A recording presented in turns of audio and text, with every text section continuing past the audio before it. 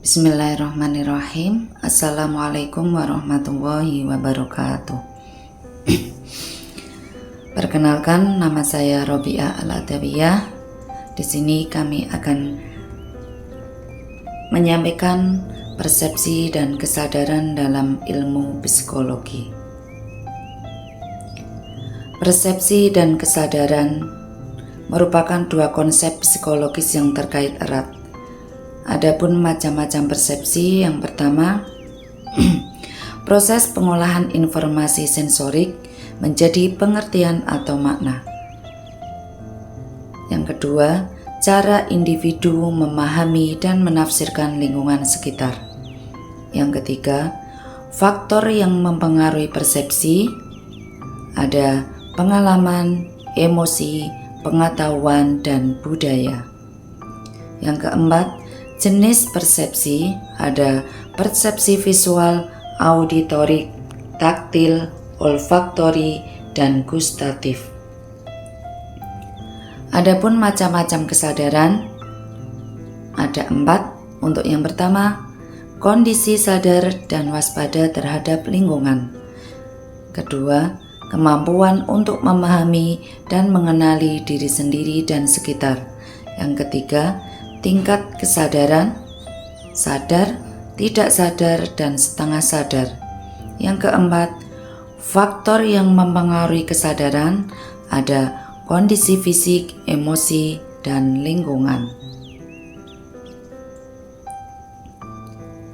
Hubungan persepsi dan kesadaran ada 3. Yang pertama, persepsi mempengaruhi kesadaran dengan membentuk pengertian tentang realitas. Kedua, kesadaran mempengaruhi persepsi dengan memilih dan memprioritaskan informasi. Yang ketiga, keduanya saling terkait dan mempengaruhi perilaku dan pengambilan keputusan. Adapun teori persepsi dan kesadaran ada 4. Yang pertama, teori persepsi Gestalt. Kedua, teori persepsi sensorik. Yang ketiga, teori kesadaran kognitif. Yang keempat, teori kesadaran transpersonal. Adapun pengaruh persepsi dan kesadaran, yang pertama, pengambilan keputusan. Yang kedua, perilaku sosial. Yang ketiga, kreativitas. Yang keempat, kesehatan mental. Yang kelima, hubungan interpersonal. Proses persepsi manusia melibatkan beberapa tahap yang kompleks. Untuk tahap yang pertama, tahap persepsi ada 5. Yang pertama, penerima stimulus ada indera mata, telinga, kulit, lidah, dan hidung. Dan semua itu menerima stimulus dari lingkungan. Yang kedua, pengolahan sensorik, yaitu stimulus diolah oleh sistem sensorik atau saraf dan otak. Yang ketiga, pengenalan pola, yaitu otak mengenali pola dan struktur stimulus. Yang keempat, penginterpretation, yaitu otak menafsirkan makna stimulus berdasarkan pengalaman dan pengetahuan. Yang kelima, pengambilan keputusan, yaitu otak mengambil keputusan berdasarkan informasi yang diterima. Adapun proses otak ada 4. Yang pertama, pengolahan informasi, yaitu otak mengolah informasi sensorik. Yang kedua, pengaktifan neuron, yaitu neuron diaktifkan untuk mengolah informasi. Yang ketiga, pengiriman sinyal. Sinyal dikirim ke bagian otak lain untuk diproses. Yang keempat, pengintegrasian, yaitu informasi dari berbagai indera diintegrasikan. Faktor yang mempengaruhi persepsi ada 8. Yang pertama, pengalaman, emosi, pengetahuan, budaya, kondisi fisik, lingkungan, perhatian, dan motivasi. Adapun jenis persepsi ada yang 5. Persepsi visual, persepsi auditorik, persepsi taktil, persepsi olfaktori, dan yang kelima persepsi gustatif. Dan teori persepsi ada 4. Teori persepsi Gestalt, teori persepsi sensorik, teori persepsi kognitif, dan teori persepsi transaksional. Persepsi visual, pendengaran, dan indera. Berikut adalah penjelasan tentang persepsi visual, pendengaran, dan indera lainnya. Persepsi visual. Yang pertama, proses. Cahaya masuk ke mata, kemudian diolah oleh retina dan dikirim ke otak. Yang kedua, struktur, yaitu mata atau kornea, lensa, retina, saraf, optik, dan otak. Yang ketiga, fungsi, yaitu mengenali bentuk, warna, ukuran, dan jarak. Yang keempat, jenis persepsi. Ada persepsi warna, persepsi bentuk, persepsi gerakan, dan persepsi kedalaman. Persepsi pendengaran. Adapun dalam persepsi pendengaran ada 4. Yang pertama, proses. Gelombang suara masuk ke telinga, kemudian diolah oleh koklea dan dikirim ke otak. Yang kedua, struktur. Telinga atau gendang, osikel, koklea, saraf auditorik, dan otak. Yang ketiga, fungsi.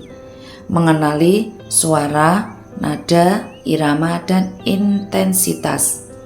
Yang keempat, jenis persepsi. Ada persepsi suara, persepsi nada, persepsi irama, dan persepsi lokalisasi suara. Adapun persepsi taktil atau sentuhan. Yang pertama, proses stimulus fisik atau sentuhan, tekanan, suhu diolah oleh reseptor kulit dan dikirim ke otak. Yang kedua, struktur kulit, saraf, taktil, dan otak. Yang ketiga, fungsi mengenali tekstur, suhu, dan bentuk. Yang keempat, jenis persepsi, persepsi sentuhan, persepsi tekanan, persepsi suhu, dan persepsi getaran. Persepsi olfaktori atau bau. Untuk yang pertama, proses molekul bau diolah oleh reseptor hidung dan dikirim ke otak. Yang kedua, struktur hidung, saraf olfaktori, dan otak. Yang ketiga, fungsi mengenali jenis dan intensitas bau. Yang keempat, jenis persepsi, persepsi bau manis, bau busuk, dan bau pedas. Persepsi gustatif atau rasa. Yang pertama, proses molekul rasa diolah oleh reseptor lidah dan dikirim ke otak. Yang kedua, struktur lidah, saraf gustatif, dan otak. Yang ketiga, fungsi mengenali jenis rasa manis, asam, asin, dan pahit. Adapun jenis persepsinya, persepsi rasa manis, rasa asam, rasa asin, dan rasa pahit. Di sini ada kesadaran, tidur, ilusi optik. Berikut adalah penjelasan tentang kesadaran tidur. Yang pertama, definisi. Kondisi sadar dan waspada terhadap lingkungan. Yang kedua, tingkat kesadaran. Antara sadar atau terjaga, tidak sadar atau tidur dan pingsan, dan setengah sadar atau mengantuk dan terhipnotis. Yang ketiga, faktor yang mempengaruhi kesadaran ada kondisi fisik, emosi, lingkungan, dan kualitas tidur. Adapun 4 jenis kesadaran: kesadaran sensorik, indera, kesadaran kognitif pikiran, dan kesadaran emosional perasaan. Tidur. Definisinya, kondisi tidak sadar yang normal dan diperlukan untuk pemulihan fisik dan mental. Untuk yang pertama, tahap tidur. Tahap 1, tidur ringan. Tahap 2, tidur sedang. Tahap 3, tidur dalam. Tahap 4, tidur dalam mimpi. Yang kedua, fungsi tidur, yaitu pemulihan fisik, pemrosesan informasi, konsolidasi memori, dan pengaturan emosi. Yang ketiga, gangguan tidur. Ada insomnia, narkolepsi, sleep apnea. Ilusi optik. Definisinya, kesalahpahaman penglihatan yang disebabkan oleh faktor psikologis atau neurologis. Yang kedua, jenis ilusi optik. Ilusi perseptif, ukuran dan jarak, ilusi warna, kontras dan harmoni, ilusi gerakan, pergerakan dan arah, ilusi bentuk, distorsi dan manipulasi.